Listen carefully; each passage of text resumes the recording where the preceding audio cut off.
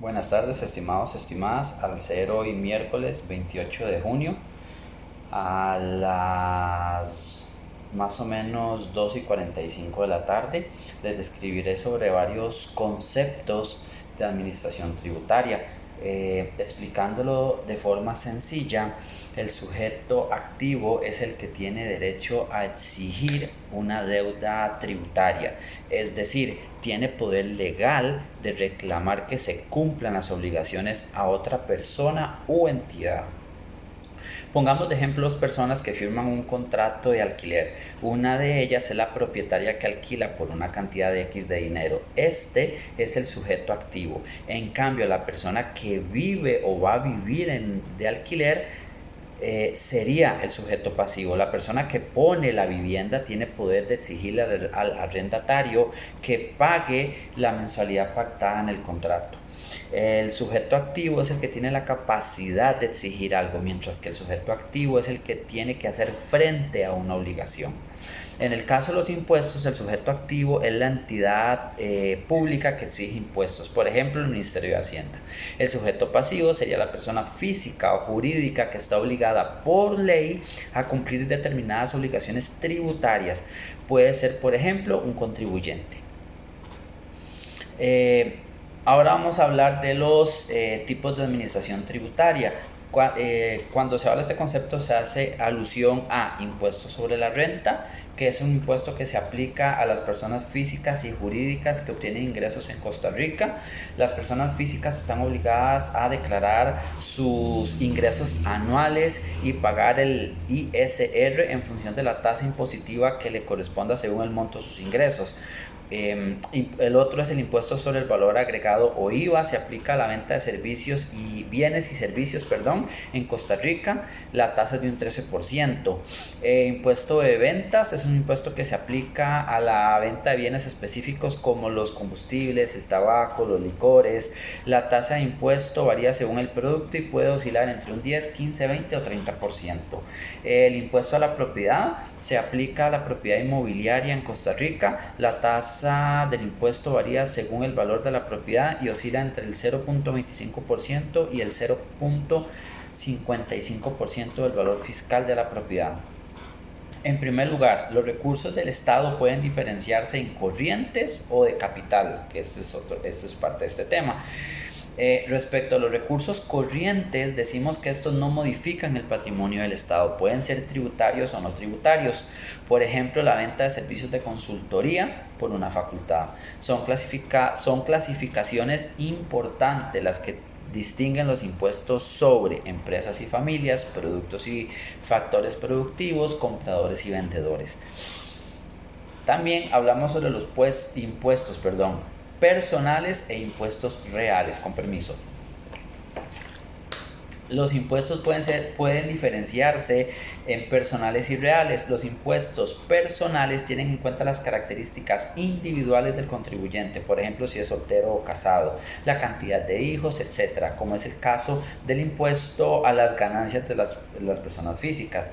En contraposición, los impuestos reales no establecen este tipo de consideraciones. En el caso del impuesto sobre los inmuebles, que grava la propiedad de manera independiente de las características de su dueño. De esta manera, y vinculando con la clasificación anterior, los impuestos reales pueden aplicarse sobre las familias o sobre las empresas, mientras que los impuestos personales deben aplicarse únicamente sobre las familias. Otra clasificación son los impuestos directos frente a impuestos indirectos. Los impuestos directos gravan manifestaciones inmediatas de capacidad contributiva, como por ejemplo ganancias netas o patrimonio neto. En cambio, los impuestos indirectos gravan manifestaciones mediatas de la capacidad contributiva, por ejemplo el IVA. Otro tipo son los impuestos progresivos frente a los impuestos regresivos. Se deben de diferenciar. ¿Cómo? Un impuesto se considera progresivo o regresivo dependiendo de que los grupos de ingresos menores paguen un menor progresivo o un mayor regresivo proporción de sus ingresos o gastos que los grupos que los grupos de mayores ingresos. El IVA, por ejemplo, es un impuesto regresivo porque los pobres gastan en bienes de consumo una mayor proporción de su ingreso. ¿Okay?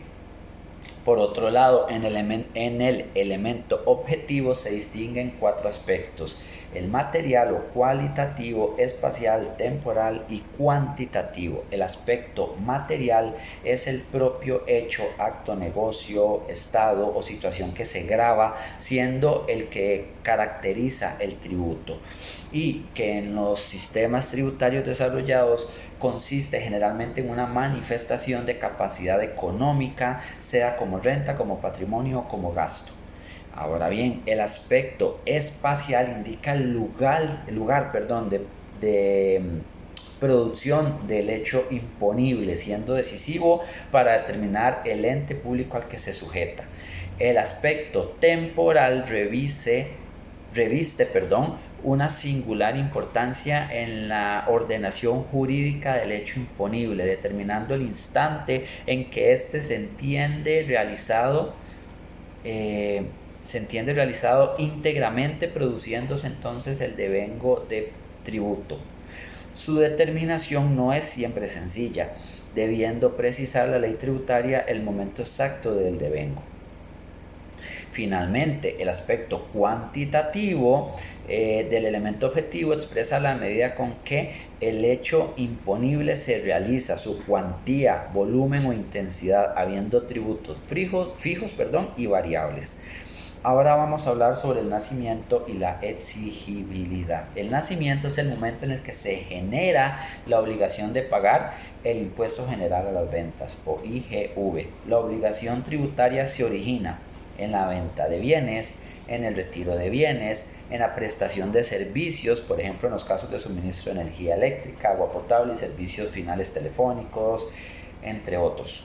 En la utilización en el país de servicios prestados por no domiciliados, en los contratos de construcción, en la primera venta de inmuebles, entre otros. Ahora bien, un tributo o contribución se vuelve exigible cuando, después de haber nacido y de no encontrarse determinado, el sujeto pasivo deja transcurrir un plazo o el plazo que la ley establezca para su pago sin efectuar el entero correspondiente. Las consecuencias de la exigibilidad pueden llegar a afectar de forma seria la economía personal de los causantes que se expongan a ella, ya que presupone una actitud de renuncia o negligencia frente al imperativo de tener que cumplir con las obligaciones tributarias. Por ende, da origen al ejercicio de facultades coactivas por parte del fisco.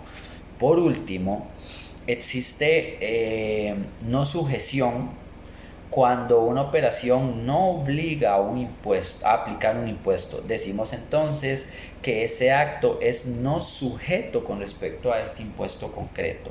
Por ejemplo, los servicios prestados a las cooperativas de trabajo asociados por los socios de las mismas son no sujetos. Las operaciones no sujetas no hay que declararlas en ningún modelo, ni obviamente pagar por su realización. Esto sería todo, estimados, estimadas. Espero que estén muy bien y pasen muy bonito día.